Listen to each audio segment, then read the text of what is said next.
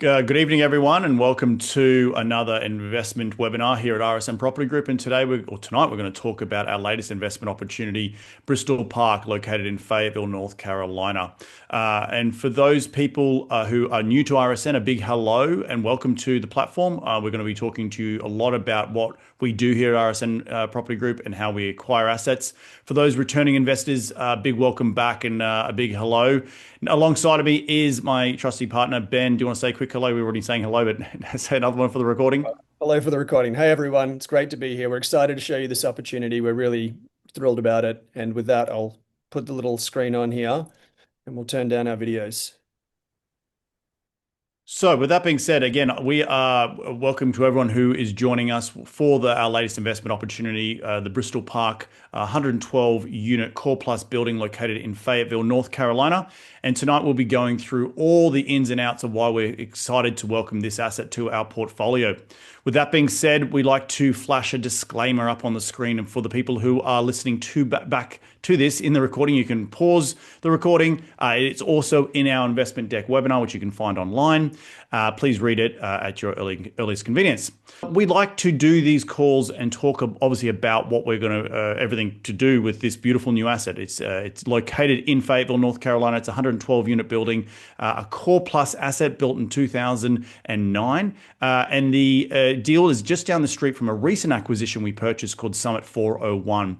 And now we will be summarizing everything to do with this deal here in a little bit. But for right now, just going to go over the executive summary and then we're going to get into the meat and potatoes of the presentation. But it is a gorgeous looking asset, very well amenitized. It also comes with an additional 5 acres that we will be utilizing and potentially selling off earlier in the deal to juice returns. Again, really great amenities for the deal. And it's also down the road from our recent acquisitions, which means that we're starting to build some real scale in the market of Fayetteville and will be managed boots on the ground by a trusted partner at Greystar.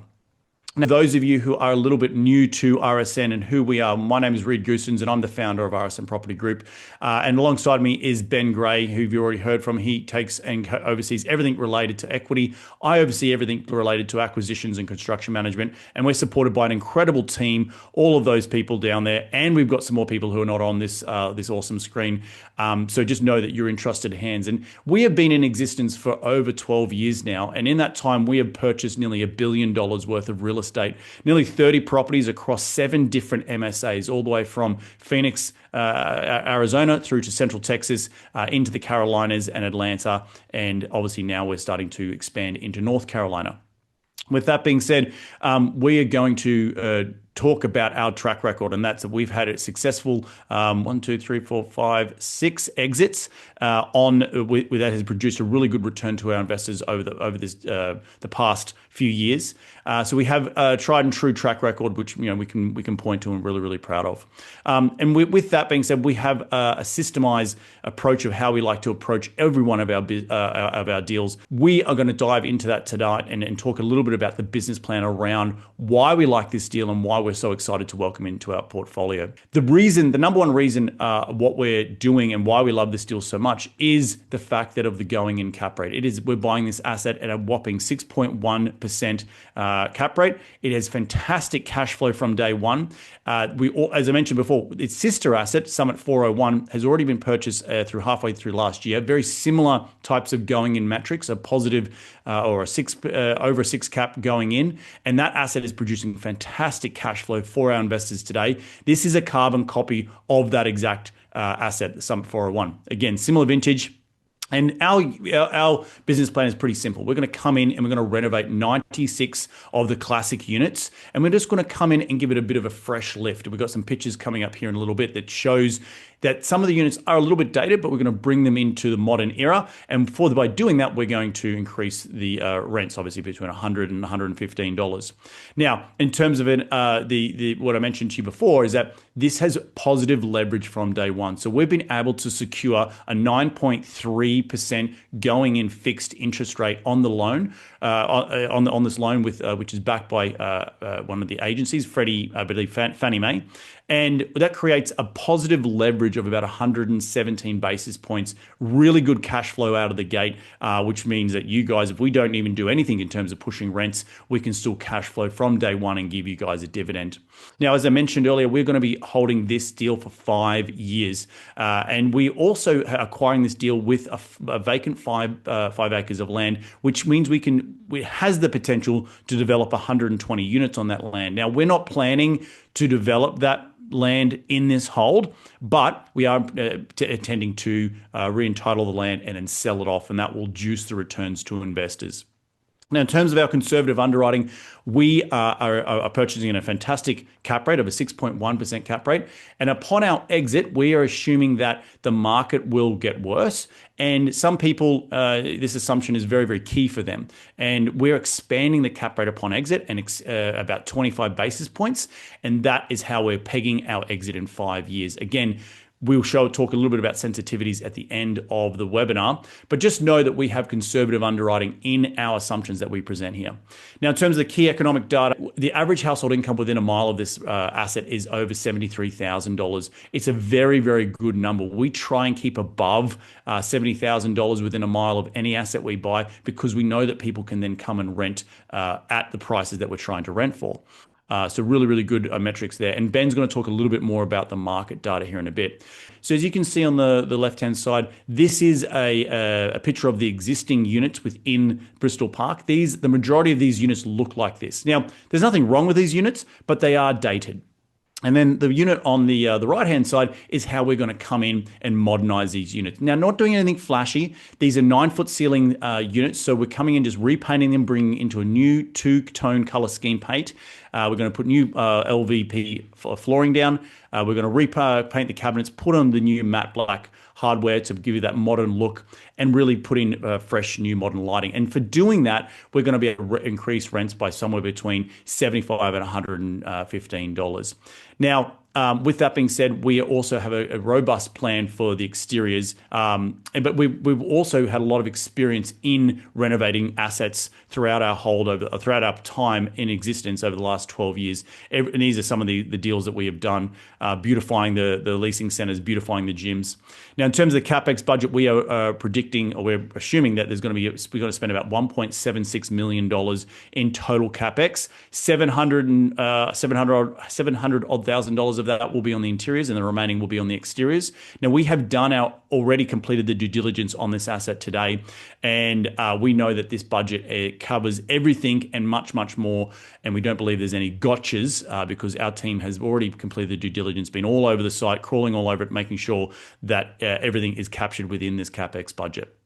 In terms of the debt I mentioned to you before, we are buying, we're getting a fixed rate agency loan at $11.96 million, or roughly around 65% leverage. Now, this loan is fully interest only for 60 months, 5 years. Now, the balloon payment it's a 5-year term, so we will have yield maintenance on this asset. But as I mentioned earlier, the positive leverage going in, which means the difference between the interest rates and the going in cap rate, creates that cash flow and really is juicy for investors. Because again, if we don't do anything to the rents, we're already cash flowing positively from day one, which is what you guys want to invest in. We're going to talk about the property in itself. So all of the units on site are 2 and 3 bedrooms, very large floor plans, over nearly 1,300 square feet. And our assumption is, again, we're going to come in, modernize those units, and only do a modest lift in terms of the renovation rental premiums. As you can see from these pictures, again, the other thing wrong with the units, they're beautiful looking units, but we can just come and modernize them a little bit. And we know from the existing deal we own down the street, Summit 401, that these renter profile within this area will pay more for a slightly renovated unit. With that being said, Ben, keep going. And in terms of the market overview, our comps, we're not betting on the fact that our renovations will produce a higher rental income. We backed it with other rental comps in the market, proving that these rental premiums are achievable in today's investment environment. In terms of the sales, the price we're picking this asset up for, we're picking it up for $164,000 a door. Now, when you compare it to the peak of 2022, we are seeing a major discount to that peak. And in terms of how we're picking up at a massive discount to replacement costs. If you have to rebuild this asset again in today's environment, you're probably spending somewhere between $230,000 to $250,000 a door to rebuild it. So well below replacement costs and well below the peak of 2022. Now, in terms of that, we're going to hand it over to Ben, who's going to talk a little bit about the market overview and why we love investing in Fayetteville, North Carolina. Absolutely. Look, thanks, Reed. And I hope you guys took away that everything we do with these business plans is underpinned by data, and we base everything through that. Now, let's talk about North Carolina. So, for those of you who don't know, it is the third fastest growing state in the United States. Huge population boom, very large GDP, ninth largest economy in the US, a lot of migration there.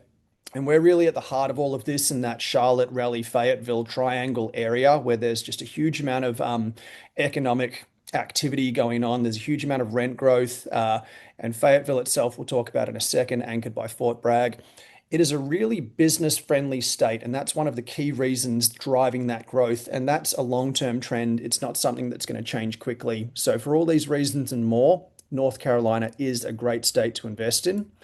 Fayetteville in particular, we really, really like. We could invest anywhere in the country that we chose, and one of the markets we've chosen is Fayetteville for a lot of reasons. It's a great place to live, as you can see with the accolade there, seventh best place to live. And it's a smaller city. It's not as big as Charlotte. It's not as big as New York City. It is definitely sort of a smaller market, but that is one of the reasons we like it. It has the potential for more growth, and it is anchored by Fort Bragg, which is the largest military base in the United States, supporting a whole bunch of troops, and of course, government jobs and everything that goes into that. But it's not a one-trick pony. We're going to talk about the different industries there in just a moment. And we'll start first by talking about some of the real estate fundamentals here. Huge amount of home value growth. So we're not the only people noticing this. There's a lot of people moving there. There's a lot of investors, a lot of speculation, a lot of just general growth, rents growing. It's a really strong fundamental real estate market that underpins this investment and everything that we do there. As I spoke to before, Fort Bragg and Fayetteville, it was known as a military town once upon a time. Not so much the case anymore. Granted, government takes up a big piece of the industry breakdown, but we're talking about 30% these days with a lot of other industries in place. So Amazon has a big operations center there. There's a whole bunch of research and development. There's a lot of different industries that make up the economy, all of course being underpinned by Fort Bragg. And we can talk about this in a little bit more, but the military budget is not getting any smaller in America. So we really like being anchored to the US military as a foundation behind the investment as well. Now, let's talk about the things that people are really interested in here, investment returns. So we have three classes that we offer on all of our deals. The first one being Class A, which has been snapped up ahead of time by an institutional investor in full. And that is a cash flow only class, so they don't get back end profits when the deal is a big success. For our investors, we're now offering our typical Class B investment, which is a $50,000 minimum, a 7% preferred return, a 70-30 split of profits on the back end, with 70% of the profits going to you, 30% going to us as the operator. So we really only make money when the deal is a huge success. And then you're looking at Class C as the other opportunity for $500,000. And for investing a larger amount, you get a slightly higher preferred return and a better profit split on the back end. So let's see how that shakes out. The first thing I'll point out here is this is a huge cash flow deal. The first year is a tiny bit light because we're doing most of the renovations. Then it immediately picks back up to over 8%, then 10, and finishing at 12%. On our deals with the Class A, that's typically 10%. So you're kind of getting your cake and eating it too here, insofar as having a 9.36, I believe it is, cash on cash average return. So a huge amount of cash flow for investors who appreciate that. This is the deal for you. And we'll take a look at Class C returns here, which are fundamentally the same, but slightly better total return for getting that 80-20 split on the back end for making a larger investment. And I will skip to the sensitivity analysis here. So if, for example, our assumptions in regards to exit cap are wrong, or our assumptions on rent growth are wrong, this is the chart that you want to look at. We have 4 or 5 of these in the deck that you can download online. And what these effectively do is model different scenarios to the downside and different scenarios to the upside. And you can see here in a downside scenario with this sensitivity analysis, your investment would still return $133,000. You're more or less doubling your money in 5 years in the base case. And an upside scenario, it could look more like tripling your money. Now, the one thing that we haven't covered in detail is one of the, to me, most complementary things to the returns and everything about the deal that actually impact you guys as investors. So we're going to talk about the tax benefits. And very briefly, most people would know this or some version of this, but real estate is the industry with the best tax breaks, and all of the incentives layer on top of each other. It's not like you pick one and that's it. You can layer all of these things on, which is exactly what we do. So we utilize depreciation, we utilize bonus depreciation, which now is back up at 100%. And we control expenses insofar as we will purchase materials in December, and we might be able to pay certain contracts ahead of time. And on our typical deals, you're looking at maybe 50 to 70% of what you invest being returned to you as passive paper losses. They can be used to offset other taxable income that you have in your portfolio. And in this deal in particular, I'll say this a couple of times, we're expecting 90% or more of what you invest coming back as passive losses. So let's take a look at a quick example here. Now, this is very oversimplified. It's assuming you're in the highest tax bracket. It's not assuming a lot of things, but it's illustrative. So if you have $90,000 in passive income, whether you've sold a property recently, or you have passive income coming from a rental property or other sources, if you were to invest $100,000 in this and get $90,000 in passive losses, that would offset that gain entirely, and you'd be talking about saving, $33,000 in taxes just by making this investment before you even step into a world of thinking about what the returns are going to be on that. Now, again, I've oversimplified this quite a bit. We're not CPAs, but we can help you ask the right questions and understand this to the point where you can speak to your CPA and advisors and get professional guidance on this. But net, there's a huge amount of tax advantages from this deal. And the last thing I'll say about taxes, you might say, well, why does that really matter? This is an oversimplified graph, again, illustrating the point that if you're investing in a portfolio that's having a 10% return, and the top number is where you're effectively reducing your taxes by being smart with the way you invest and investing in tax efficient vehicles. And the line on the bottom, the orange line, is assuming that you're taxed quarterly at a 32% rate. And you can see there's a massive $1.18 million delta between the returns by investing in a tax smart way and not considering taxes when you invest. So with that, I will pass it to Reed to close us out and get into the Q&A. Yeah, thanks a lot, Ben. And just for those people who, just to remind you that there's a Q&A button down below. So if you are interested in placing your questions in the Q&A chat, please do so. But if you're interested to invest with us in this particular deal, remember, you can go over to secure your or register your investment over at www.rsnpropertygroup.com/commit. Or you can reach out to us or reach out to Willie, who's a director of equity, and you can go to www.rsnpropertygroup.com/meeting, or you can give him a call or shoot him an email. We do, as I mentioned here, please put all your questions into the Q&A because we're going to turn on our cameras now and then spend the next probably 15, 20 minutes going live into Q&A and answering any questions that you guys might have. Let's start with, let me try and scroll and see which ones we're going to start. What are the key factors driving your confidence in the Fayetteville market over the next 5 years? Great one. You going to take that? Well, I think you had the market section, so I'd love you to. Market section, you're right. Look, it's all the reasons I already covered. So fundamentally, it's a strong market. We could invest anywhere that we choose in the country, and we chose Fayetteville deliberately.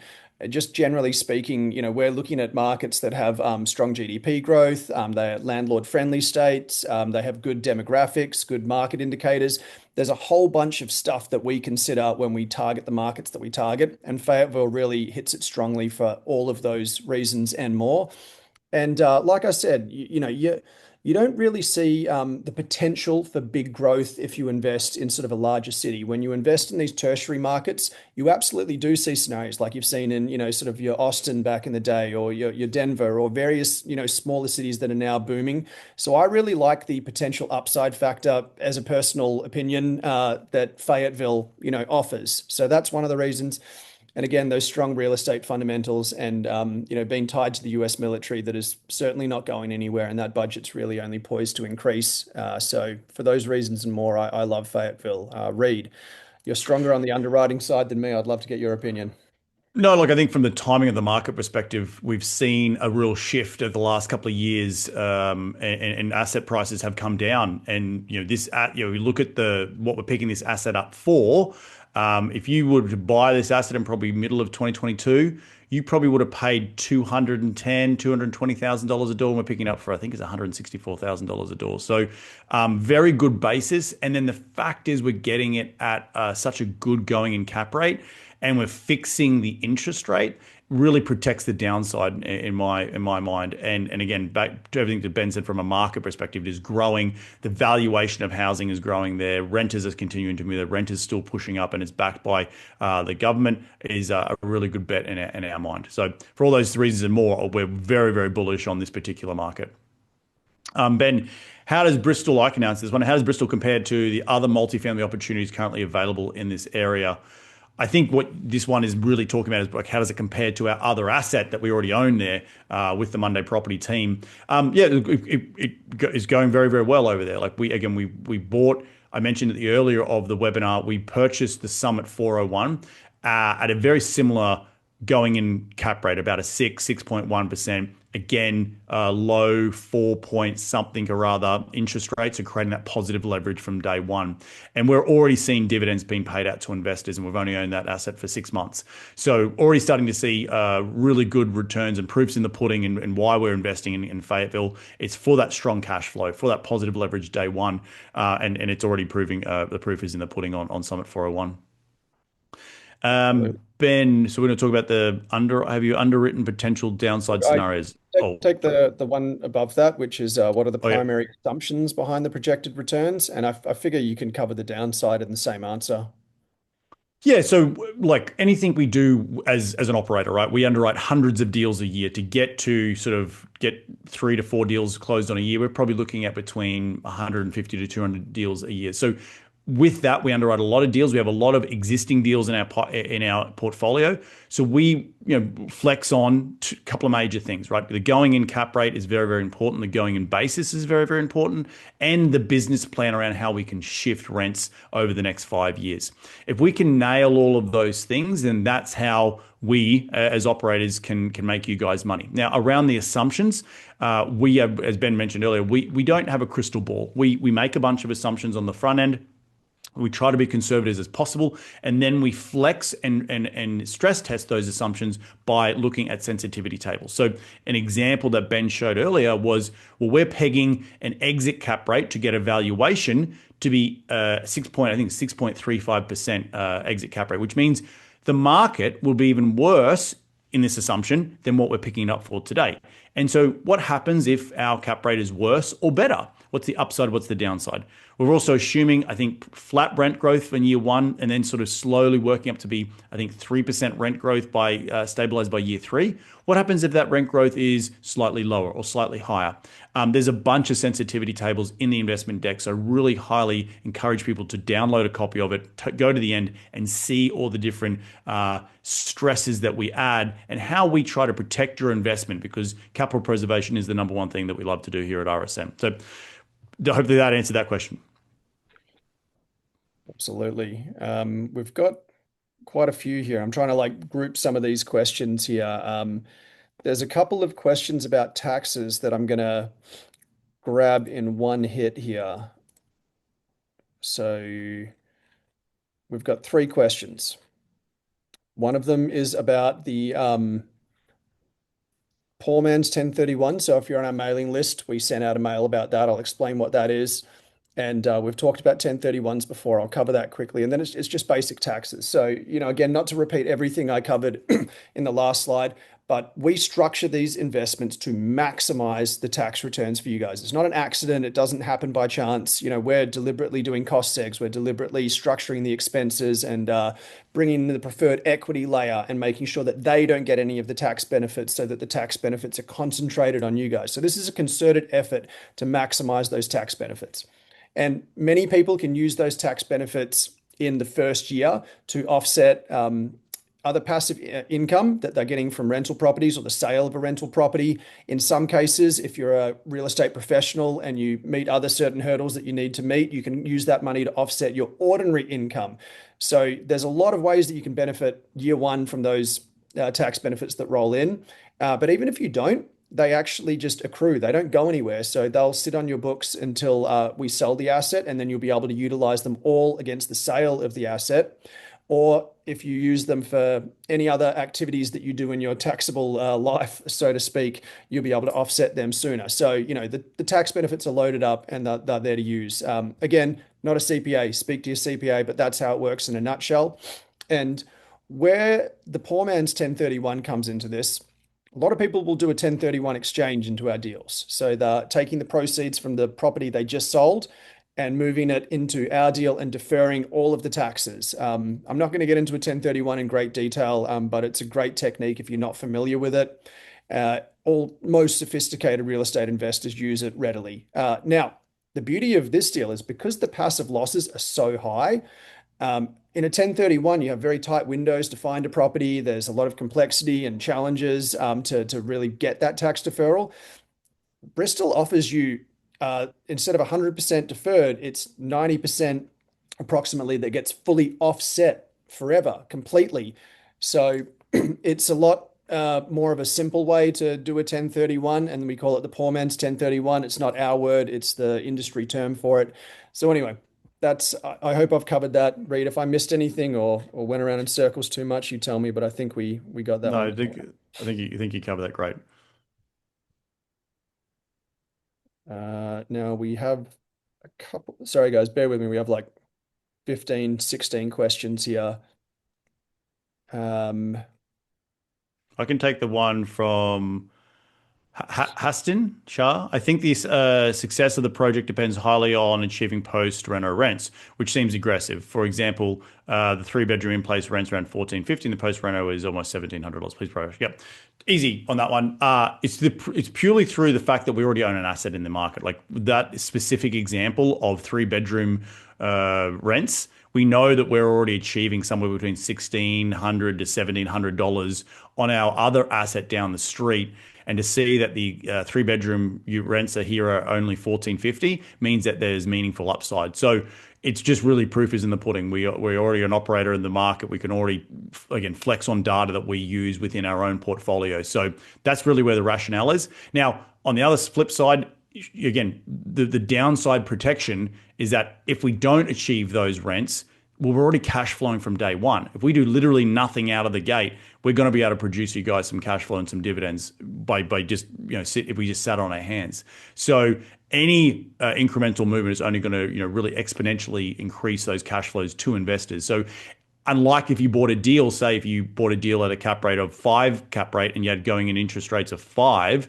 There is no positive leverage, so thus very more reliant upon execution of your renovation strategy. In this scenario, we're getting interest rates at 4.93% with a going-in cap rate of over a 6%, which means that there's a locked-in positive leverage from day one, again, protecting investors' downside, should our renovation assumptions not be correct. But those renovation assumptions have been based on the existing data in our portfolio within this market that we already own. Yeah, and I'll add one thing. When you go into a market for the first time, you don't necessarily know what renovations are going to produce the highest return on your money and what people are willing to pay. So, you do a bit of a testing phase, so to speak. Let's put a granite in this one or a tile black splash in this one, or, whatever the case may be. We've already done that with Summit. So all of that testing phase is largely eliminated. So this is what we talk about with the economies of scale and why we mentioned Summit 401 so much. We're kind of leapfrogging up from that asset in an effective way that benefits you guys as investors. There's a question here around it'd be great to get some additional color on the return assumptions for that lotto ticket, those additional undeveloped 5 acres. Curious on how you're thinking about the P&L on sale and if there's an additional return baked into your. Yep. Okay. So right now the land comes as part of the acquisition. We now, in terms of just some backstory, we have to do as part of the collateralization of the loan, the lender does need to value the land. We have pegged a sale of this land at about $7,000 a door. In year three, I think that's about $700,000 or $800,000 in year three. We think that's undervaluing it today. That's the assumption in the model right now. And we're currently getting, or the lender is currently getting a cost, sorry, not a cost, but a valuation on the land as it is today. But from everything we've researched, or the brokers, or the information we've done throughout our due diligence, that $7,000 per door is light on we probably couldn't even achieve an upside. So yes, it is part of the returns baked into the IRR. It's baked in around year three on selling, but we do think there's actually going to be better upside because we've sort of held back on what we think that exit value will be. Great, thanks.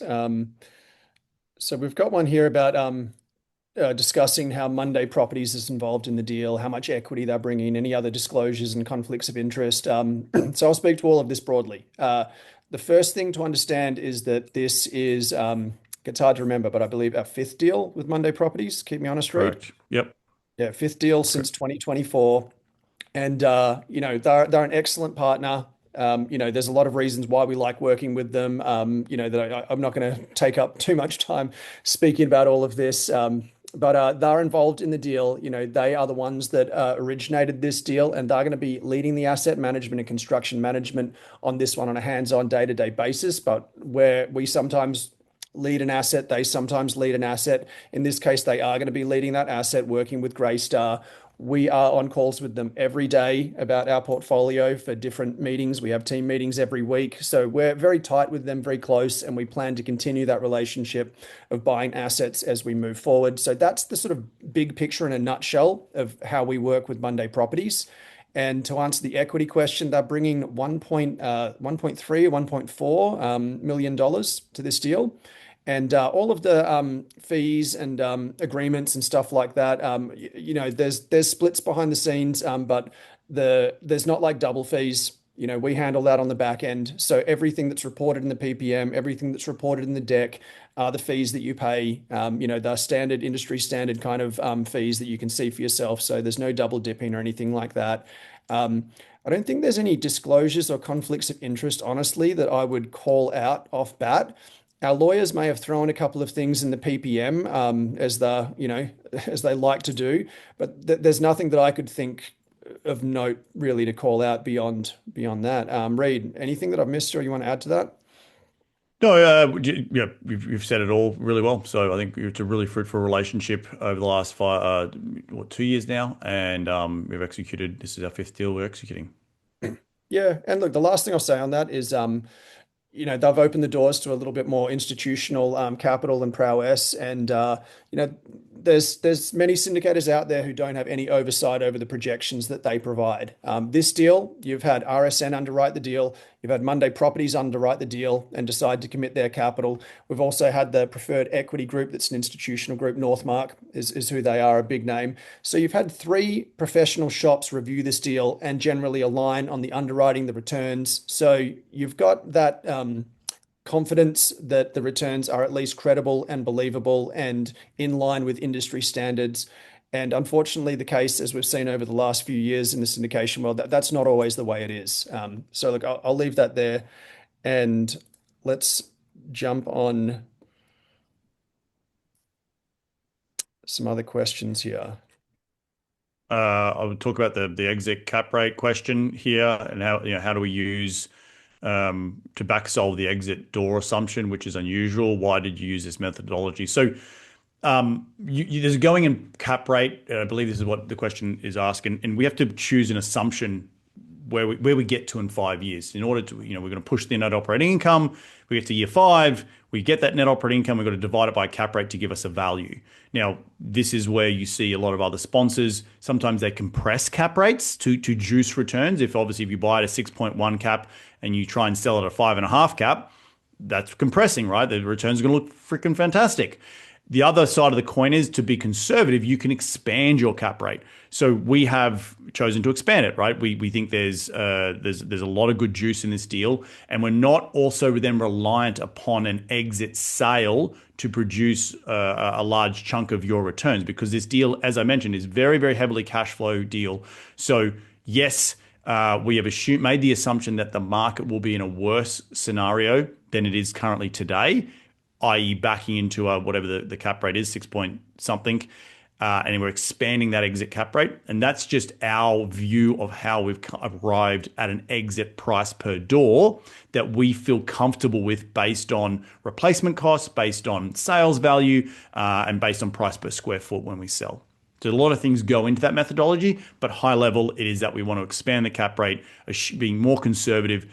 We don't want to compress it. And that's where those sensitivity tables come in. What happens if, for some reason, the exit cap rate's even higher than that or lower than that, and the upside and the downside, which what Ben showed earlier.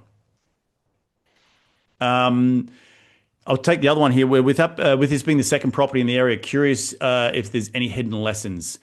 There's always hidden lessons, right? I think the biggest thing we're seeing in today's economy is, the renters are, trying to make sure that we're weeding out the bad tenants. There's always going to be tenants that don't pay, and when the change of property management comes, they think they can, work the system. But this is our 31st transaction over the last 12 years. This is not our first rodeo. We know how to deal with this stuff. We know that when we come into a big asset like this, and for us, 112 units, it's still a big asset. It's not as big as Summit 401. That's 290 units. So we view this as sort of a medium-sized to lower-size asset. But weeding out the bad tenants who aren't paying on time, that is part of the MO of any turnaround of any deal. We take a sort of a zero, really, what's the word I'm looking for, Ben? Like a zero tolerance viewpoint on if you become late. You're late with your rent. We do start the eviction process. The reason we invest in red states is because, or landlord-friendly states, is because we want to have the power to be able to get people out if they're not paying. And we've learned a lot of lessons since COVID, right? Since the rent moratorium, and what has that done to the renter psyche over the last sort of 4 or 5 years. And in general, we want to provide good, clean, safe, affordable housing. And we want good tenants to live there as well, and that means paying their rent on time. Yeah, absolutely. And look, that was a solid answer. One thing I'll say, a hidden lesson. So I want to not avoid the heart of that question anyway. One thing that we did notice that we knew about, but we didn't really understand how it might play out in reality, is that the military tenants specifically, obviously not all tenants, not contractors, not, blah, blah, blah. But, if you're an active military and you get deployed, you don't need to, give notice on your lease. I forget the exact terms, but it's either instant or it's a couple of weeks. And we knew that going in, but seeing sort of like that play out where there's a couple of tenants that do have the right to leave the property, you need to be on your game. You need to realize, okay, this unit's now all of a sudden vacant, and, we need to start leasing that quickly. So the property management team need to be aware of that. They need to move quickly. So if anything, that might be the only hidden gotcha that I could call out. And the way you manage around that, just to follow on from that, Ben, is that we as a company, and so along with Greystar, I believe, and don't quote me on this, I think it's less than 20 or 25% of the tenants today are currently military, or I think it's even less than that. Maybe it's even 15. Maybe I'm thinking Summit 401. But over time, we will start to reduce the concentration, or the percentage of people who are in the military. We won't ever get down to zero, but we'll get it down to a manageable level where it's not, it doesn't impact us, and we've got ways and means around that when we manage that day to day. Yeah, absolutely. And look, there's another one here that somewhat ties into that, since we're talking about the military aspect. How could ongoing political events such as the Iran war impact the performance or risk profile of the Bristol Park investment? So first thing I'll say, is war is terrible and there's a human element, and I don't want to discount any of that, but I'm going to give an answer that really focuses on the investment, the economics, all of that kind of thing. And we're going to see all sorts of interesting stuff. Interesting is the wrong word. We're going to see all sorts of things happen from the Iran war. We're already seeing things happen. We're seeing the oil market go crazy. We're seeing it go up. We're seeing it go down based on headlines, and that impacts obviously everything in the economy. Energy is a component of every single thing that you buy, whether it's milk at the supermarket, the gas in your car. So there's definitely going to be disruptions in that space, and we don't know for how long. So that's certainly a factor. Keep in mind, America, for better or worse, has been at war for, a huge portion of its history. So it's nothing new. The economy is built to withstand these stocks. The economy is even centered around, war and defense in a huge way. So in many ways, like I said before, Fayetteville is one of the benefactors of increased military activity, increased military spending. And if you're like me and most other pundits out there expecting the military budget to only increase and not decrease, which usually happens on the back of conflicts, you're going to see more activity happening in Fayetteville, in my opinion. Now, you're not going to see, I don't think massive increases to the size of the base physically, like adding new wings or stuff like that, maybe, but probably not. You're not even going to probably see more troops getting deployed there. The way I think it'll play out is you're going to get a lot of contractors that come in. Those contractors are going to bring their families and so on and so forth. Then there's going to be additional businesses that need to be put in place, whatever it is, daycares and things to support the additional growth. That's the way that you're going to see Fayetteville grow in line with potential outcomes from the war. And again, I'm speculating a lot there. I'm a bit of a geopolitical nerd, but that's my view on things, and I'd be interested to have follow-up questions or any other questions on that. Reed, I think you need to take one. I'm not sure which one you want though. I can talk to you about the preferred equity from Huston. So the preferred equity, yes, is $4 million. It's a 6% current and a 6.5% current and a 7.25% I'm just going to accrual. jump in.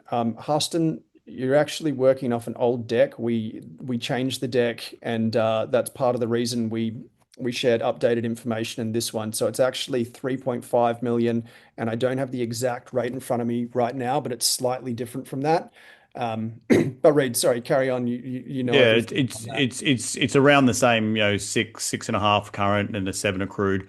This is it's not a loan. It is equity. It does sit in a preferred treatment to B and C, but so does all our Class A. We have other. If you've been investing in our deals for many years, we have another Class A tranche as well. That's very popular with our investors. This particular tranche was picked up by Northmark pref equity. So they're capped at a total return of 13 and change percent return. They don't get any more than that. So it really means that there's a lot of upside for investors such as yourself.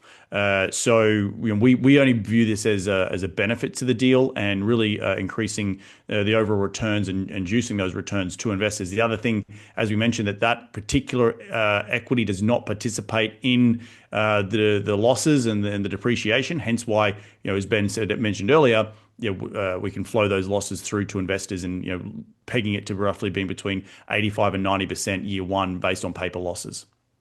And I'll add to that. We're getting some really nice, sophisticated questions. So thank you, Harston, and thank you for all of these anonymous ones. I'm not sure where all these are coming from, but they're great. What I was going to say as well is, we understand the ramifications of putting preferred equity on a deal, especially, of course, if the deal doesn't cash flow. We've seen situations on other assets where people, maybe didn't have a deal that was cash flowing enough. They thought they could get it there. They have problems with the preferred equity not getting their return. And, we're very mindful of that. And we're only happy to put preferred equity on this because the deal produces so much cash flow and it is such a strong cash flowing market. So I just wanted to add that in as a follow-up. Yep, good. Now, we've got time for a couple more questions here. There's still quite a few in there. I don't know if we're going to get to all of these, unfortunately. Reed, are there any that you particularly want to take that you think we haven't covered in detail Um, yet? like the main drivers of NOI growth in the property, we talked about what we're using and what we're seeing it on Summit 401 and other comps in the area for 2s and 3 bedroom units. So that's pretty basic. Specific operational or renovation strategies will be implemented. Same quote unquote value add strategies that we always do as tenants move out naturally. We get those vacant units, we renovate them, put them back in the leasing pool at a higher premium. Pretty easy. Lessons learned from prior investments. We think we've answered that pretty well already. What is the biggest risk to execution and how they're being mitigated? Like everything, there's always risks to investing in real estate. Rental growth risk, renovation risk, occupancy risk. We tried to sort of box in those risks as much as possible, and goes a little bit back to those sensitivity tables that we mentioned before. Rental growth, rental pops, exit cap rates. I think what's the other concessions? I think is another one we put a sensitivity around. There's again about a half a dozen sensitivity tables around key assumptions in our deck. So really highly encourage people to go look at those and download a copy. That's it. And I'll add to that as well. For those who are familiar with RSN, we do all manner of sort of value add core plus projects. And we've done projects where, there is a heavy value add component where we have to remove, 20, 30% of the tenant base. We have to really fix the operations. We have to renovate the exterior extensively. There might be structural, they're heavy lifts, but you get a lot of, potential upside from those. And there's a lot of risk when you do that, and the returns usually, correlated with that. Higher returns, higher risk. This is not an incredibly risky deal like that in any way, shape, or form. You've seen the photos of the units; they look really nice. The property is operating really well. It's built recently. Someone made a joke in there that the 2009 and a 2014 property is considered old now, and we feel old. Yeah, Reed celebrated his 40th birthday the other week, so he's allowed to feel old as well. I digress. It's not an incredibly risky deal on the scale of the deals that we're traditionally used to. So some light renovations, be tight on the operations, bring in some additional income, everything we said in the business plan. So we don't see this as, a high risk deal by any means. What is the anticipated exit strategy and projected hold period? Well, look, it's a 5-year hold, and we'd be selling as a traditional marketed transaction. As you have a larger portfolio in Fayetteville, you open the door to a portfolio sale and things like that. Reed, what else would you like to say on that one? Yeah, no, that you hit a good one there. Like the number one thing we try to get to is some scale in the local market. Any market we enter into, we try to get between 600 to 700 units over an 18-month period. This will mark 290 plus 110. If I can do the math, is just shy of 400 units already that we acquired. So maybe one or two more acquisitions within this market will really round it out and help us set us up, and all of us up, for a nice exit as a potential portfolio sale. So yeah. Excellent. And yeah, still a The mix of questions. Pick your favorite, Reed. Just to confirm, Northmark has to hit an 18% return before B and C's get their dividends. No, that's not it. That's not correct. They have a 6.5% current return, and any dollar thereafter goes to us. To us as investors, and then per your preferred returns, and then we split the profits thereafter. They only get upon sale a catch up on their pref equity to limit them at 13%. So it's not 13% cash flow. It's a 6.5% current on the $3.5 million, and then any dollar thereafter goes to investors. And the projections in the deck do net those returns to investors based on Northmark's 6.5% current. Yeah, that's right. And feel free to reach out to us offline. We can go into that structure in more detail. As you can imagine, it's hard to outlay all of the terms of a preferred equity term sheet in sort of a couple of bullet points on a slide. But we're more than happy to get into detail with you guys on that.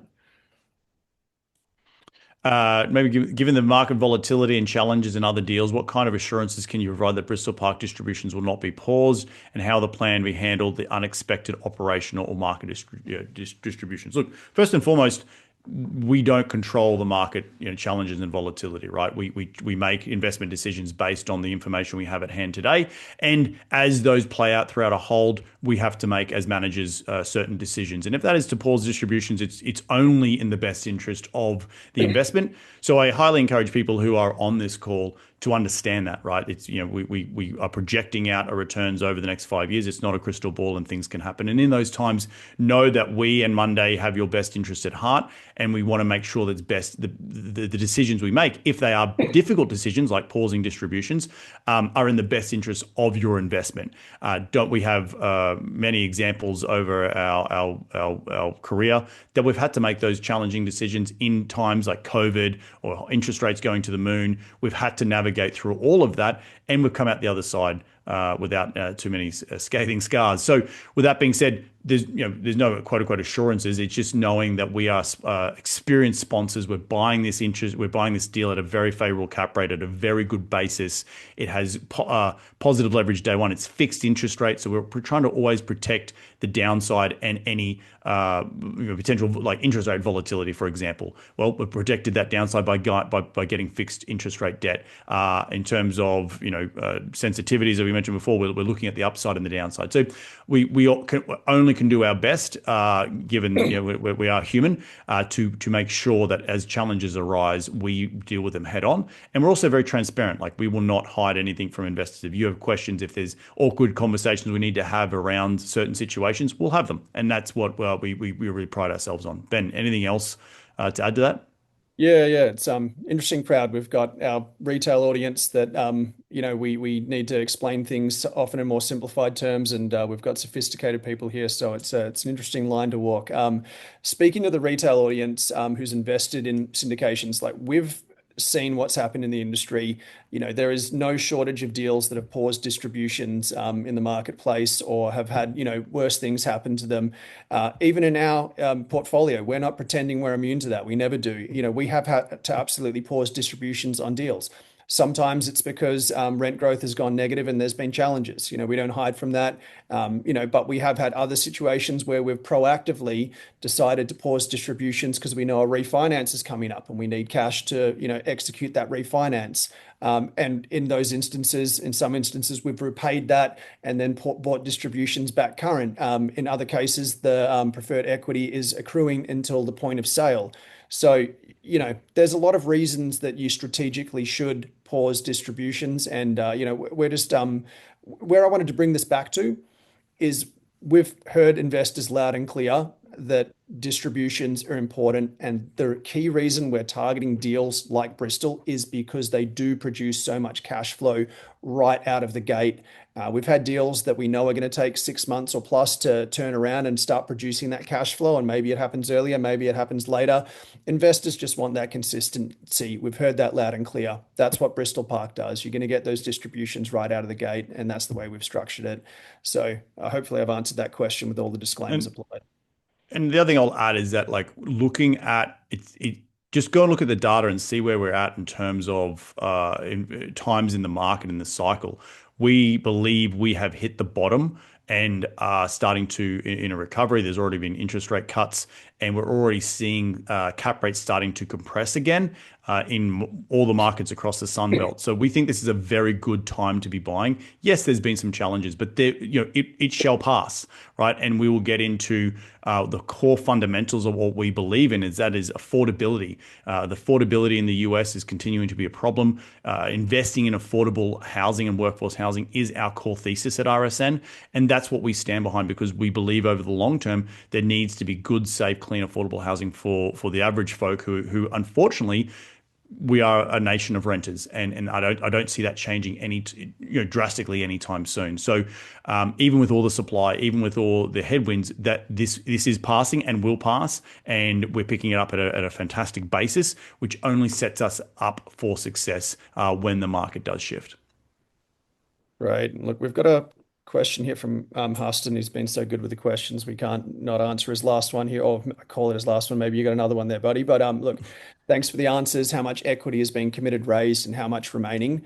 So we've got Technically, we've got 4.8 approximately remaining, but of that, we have a number of 1031s that are theoretically going to be involved in the deal that we're trying to pin down. And if you've ever worked with those investors, they have timelines, they have constraints. We have to get their QI on board with certain structures, et cetera, et cetera.